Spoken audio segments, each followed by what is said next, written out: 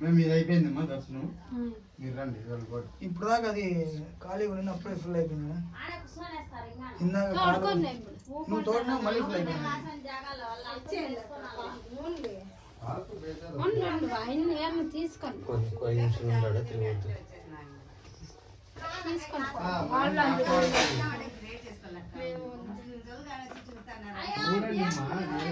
దేవుడు ఎవరన్నా సరే భోజనానికి టైం లేదా మాకు ఒకసారి మాకేం పిల్లలు మాకేం పండ్లు పండ్లు మేము కందులు కట్టేవి అవన్నీ ఉంటాయి. మాకేం